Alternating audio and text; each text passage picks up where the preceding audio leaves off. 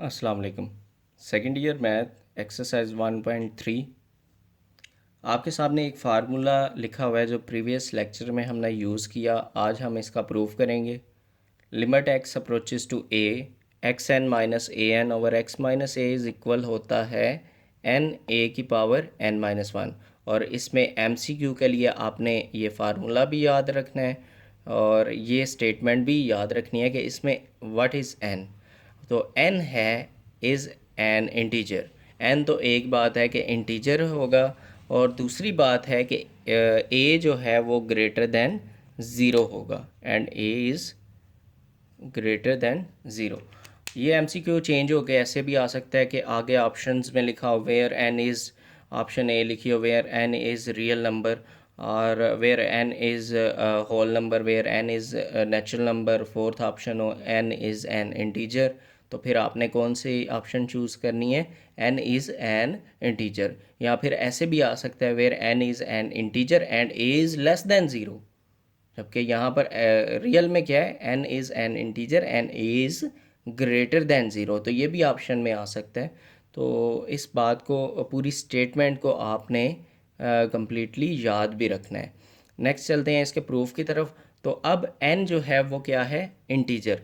अब set of integer अगर लिखा जाए तो इंटीजर्स में पॉजिटिव इंटीजर्स भी होते हैं और नेगेटिव इंटीजर्स भी होते हैं। ठीक है जी।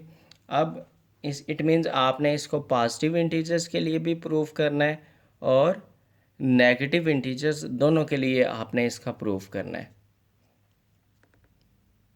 तो जी इसमें दो केसेस बन गए, where n is positive integer, where n is negative integer. सबसे पहले मैं एन इज़ पॉजिटिव इंटीजर्स के लिए इसको प्रूफ करने लगा हूँ। जी फर्स्ट केस बन गया where n is an positive integer. तो लेफ़्ट हैंड साइड मैंने लिख दी है। अब लेफ़्ट हैंड साइड पर मैं यहाँ पर लिमिट को रिप्लेस नहीं कर सकता। क्यों नहीं कर सकता? वही रीज़न जो हमने प्रीवियसली क्वेश्चंस किए। क्योंकि जब हम x की जगह a रिप्लेस करेंगे तो नीचे बन जाएगा a माइनस ए ज़ीरो। तो इट मीन्स हम इसको डायरेक्टली पुट नहीं कर सकते। अब हम क्या करेंगे? अब ये करेंगे अलजेब्रिक एक्सप्रेशन में चेंज लेके आना है और कोई फैक्टर कैंसिल करना है। तो यहाँ पर चेंज क्या आ सकता है? नीचे तो कोई चेंज नहीं आ सकता। हाँ, न्यूमिनेटर में चेंज आ सकता है। वो कैसे आ सकता है उसके लिए मैं आपको एक्सप्लेन करने लगा हूँ। आपने ये फार्मूला तो पढ़ा होगा, A square minus B square. जी ये किसके इक्वल होता है? ये होता है A minus B into A plus B के। इसी तरह A cube minus B cube का क्या फार्मूला है? A minus B A square plus A B plus B square. अब आप देखें कि स्क्वायर वाले फार्मूले भी ए माइनस बी है, क्यूब वाले फार्मूले में भी। नेक्स्ट भी अगर A four minus B four होगा उसमें भी इसी तरह आएगा, ए माइनस बी और आगे उसके फैक्टर होगा। तो इट मीन्स एक बात तो क्लियर होगी, अगर इधर ए एन माइनस बी एन लिखा होगा तो यहाँ पर उसका पहला फैक्टर ए माइनस बी आएगा। नेक्स्ट नेक्स्ट ये बात है कि अगर सेकंड फैक्टर की बात करें, सेकंड फैक्टर में ए की पावर टू थी तो फैक्टर कितने आए? टू आए जी। सॉरी, इस फैक्टर में टर्म्स कितनी आई? टू ही आई। यहाँ पर इसकी पावर क्या है? थ्री। तो सेकंड फैक्टर में टर्म्स की तादाद काउंट करें, वन टू थ्री। और अब यहाँ से हमारे पास ये चीज़ भी हमारे माइंड में बैठ जाती है कि भाई इसकी जितनी पावर है ना उतने ही फैक्टर में, सेकंड फैक्टर में टर्म्स की तादाद है। यहाँ पर थ्री है तो थ्री है। अब यहाँ पर पावर क्या है? एन। तो यहाँ पर तादाद जो इस फैक्टर में बननी है वो भी एन बननी है, यानी कि एन टर्म्स होनी है उसमें। अच्छा जी, अब उन एन टर्म्स को हम कैसे लिखेंगे वो भी देख लें। ए की पावर थी टू, पहली टर्म क्या बनी? ए की पावर वन, यानी कि टू माइनस वन। यहाँ पर ए की पावर क्या है? थ्री, पहली टर्म क्या बनी? ए की पावर टू, यानी कि थ्री माइनस वन। तो मैं लिख यहाँ पर इस रिस्पेक्ट से लिखने लगा हूँ, ए की पावर एन है तो टर्म क्या बनेगी?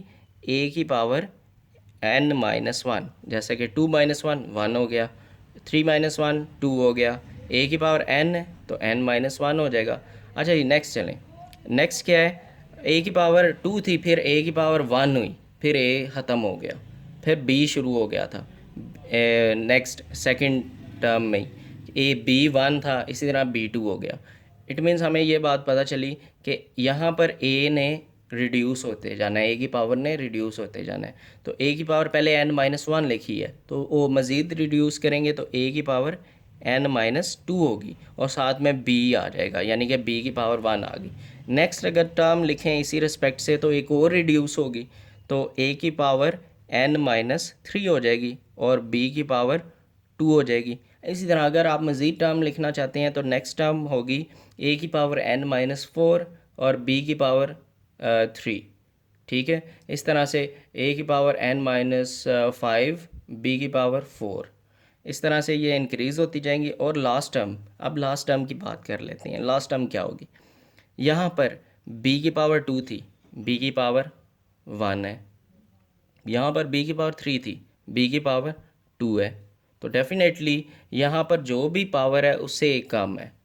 इसी तरह यहाँ पर b की पावर है n, तो यहाँ पर b की पावर क्या होगी, b की पावर n माइनस 1 होगी। तो इस तरह से हमारे पास ये फार्मूला जो है वो इसको याद भी रख सकते हैं। अच्छा, अब यहाँ पर सिर्फ आपने ये फार्मूले की रीज़न देनी है, यानी कि ये जो मैंने दो बातें समझाई हैं, जो दो फार्मूले लिखे हैं, वो सिर्फ फार्मूले इस चीज़ की अंडरस्टैंडिंग के लिए लिखे हैं।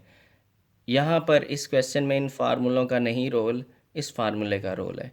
तो हम ये चीज़ जो है ये पार्ट नहीं है इस प्रूफ का, तो ये साथ में रीज़न देंगे। इस स्टेप को लेफ़्ट हैंड साइड को लिखने के बाद ये आपने फार्मूला याद कर लेना है और इस फार्मूले को रीज़न देनी है कि since a n minus b n is equal to a minus B into this. Next अब इसको हम लेफ़्ट हैंड साइड पर पुट करने लगे हैं। अब लेफ़्ट हैंड साइड पर कैसे पुट करना है वो भी देख लें। फार्मूले में ए की जगह यहाँ पर x लिखा हुआ है और b की जगह a लिखा हुआ है, यानी कि जहाँ पर x है वहाँ यहाँ जहाँ पर a है वहाँ पर x पुट करना है और b की जगह आपने a पुट करना है। तो यहाँ पर अगर a की जगह x पुट करें, b की जगह a पुट करें तो क्या बन जाएगा, x माइनस ए, एक्स की power n minus 1 plus x की power n minus 2 a, x की power n minus 3 x a square plus up to so on last term a की पावर n माइनस 1। तो इस चीज़ को मैं यहाँ पर अब न्यूमिनेटर में रिप्लेस करने लगा हूँ। जी स्टूडेंट, यहाँ पर मैंने रिप्लेस कर दिया है न्यूमिनेटर में वो फैक्टर। अब डिनोमिनेटर में x माइनस ए लिखा हुआ है। अब देखें आप, न्यूमिनेटर और डिनोमिनेटर से x माइनस ए कैंसिल हो रहा है, तो इसको हम कैंसिल कर देते हैं। अब देखें, अब डिनोमिनेटर का कंसेप्ट ही ख़त्म हो गया, यानी डिनोमिनेटर में 1 बच गया है, तो सिर्फ़ और सिर्फ न्यूमिनेटर है। तो न्यूमिनेटर में अब हम लिमिट को पुट कर देंगे, क्योंकि न्यूमिनेटर में 0 आ भी जाए तो वो आंसर एक्सेप्टेबल होता है। तो अब हम x की जगह a को रिप्लेस करने लगे हैं न्यूमिनेटर में, जहाँ जहाँ पर x है वहाँ पर। जी स्टूडेंट, अब लेफ़्ट हैंड साइड पर यहाँ पर भी मैंने a रिप्लेस कर दिया है, a की पावर n माइनस 1 बन गई, यहाँ पर भी a की पावर n माइनस 2 बन गई, साथ में a as it is, plus यहाँ पर भी a की पावर n माइनस 3 बन गई, साथ में a square plus up to so on a की पावर n माइनस 1। अब बेस सेम हो तो पावर क्या होती है, पावर ऐड हो जाती है। तो क्लास यहाँ पर क्या लिखा हुआ है, देखें दोनों मल्टीप्लाई हो रहे हैं और इसकी पावर a की क्या है 1। तो जब हम इस बेस सेम है पावर को ऐड करेंगे तो n माइनस 2 प्लस 1 क्या बन जाएगा, a की power n minus 1 plus a की पावर, जब ऐड करेंगे इसकी power n minus 3 plus 2 n minus 1, इसी तरह से लास्ट टर्म a की पावर n माइनस 1। अच्छा जी, अब ये फैक्टर्स की अगर हमें तादाद का पता हो तो हम इसका आंसर लिख सकते हैं। अब तादाद का कैसे पता चलेगा, दोबारा से आपको यहाँ पर आना पड़ेगा। यहाँ पर पावर क्या है 2, सेकंड फैक्टर की तादाद 2 है, पावर 3 है, सेकंड फैक्टर की तादाद 3 है। तो ये बात कंफर्म हो गई कि अगर पावर n है तो सेकंड फैक्टर की तादाद n होगी। तो ये क्लास ये सेकंड फैक्टर ही था जो यहाँ पर हमने लिखा हुआ है। तो इट मीन्स हमें ये बात पता चल गई कि इसकी तादाद जो है n है। अब अगर a 2 टाइम हो, a प्लस a हो, तो क्या लिखते हैं? 2a लिखते हैं। अगर a 3 टाइम हो तो लिखते हैं 3a। अगर a 4 टाइम हो तो 4a, a 5 टाइम हो तो 5a। तो इसी तरह से अगर a जो है वो हमारे पास n टाइम है तो हम इसको लिखेंगे na। क्लियर है? अब सिमिलरली ये जो फैक्टर है, सॉरी ये जो टर्म है ये n टाइम है, तो इसको लिखेंगे n टाइम a की पावर n माइनस 1। तो यहाँ पर हमारा केस 1 का प्रूफ जो है वो सॉल्व हो जाता है कि जो हमने प्रूफ करना था x n minus a n over x minus a is equal to n a की power n minus 1 if we apply limit x approaches to A.